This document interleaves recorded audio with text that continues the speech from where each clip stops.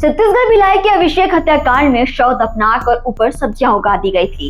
इस हत्याकांड में आरोपियों को मिली थी उम्र कैद की सजा, लेकिन अब हाई कोर्ट ने आरोपियों को बरी कर दिया। आखिर क्या था ये मामला जिसकी चर्चा पूरे देश में हुई थी? क्यों ये मर्डर केस नेशनल मीडिया की सुर्खियां बना? क्या है पूरा मामला, चलिए समझते हैं।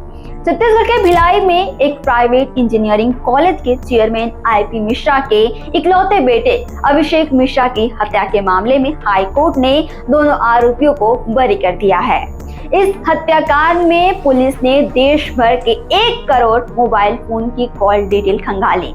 शक के आधार पर 2 आरोपियों को हिरासत में लिया गया, जिन्हें बरी कर दिया गया। वे हैं विकास जैन और अजीत सिंह।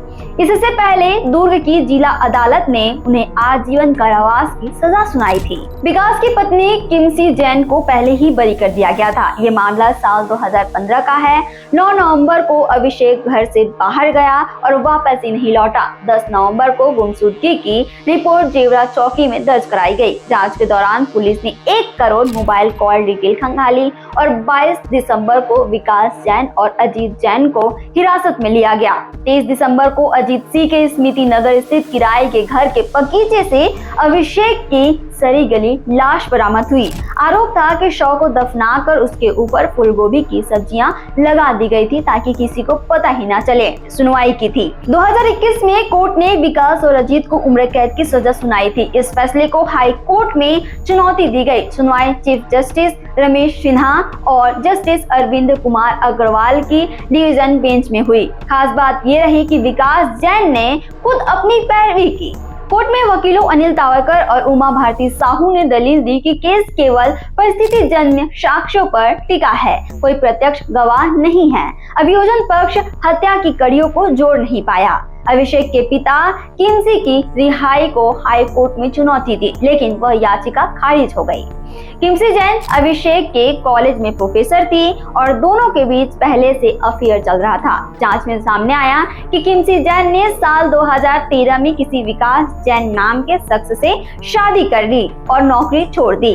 अभिषेक किमसी के शादी के बाद भी रिश्ता रखना चाहता था और फिर वही हुआ।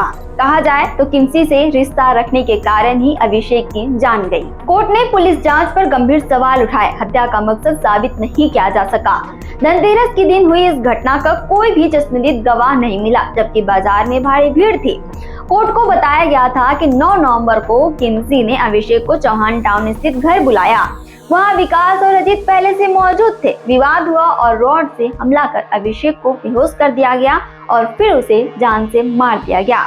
फिर शव को स्मृति नगर के किराए के घर के गड्ढे में दफना दिया गया।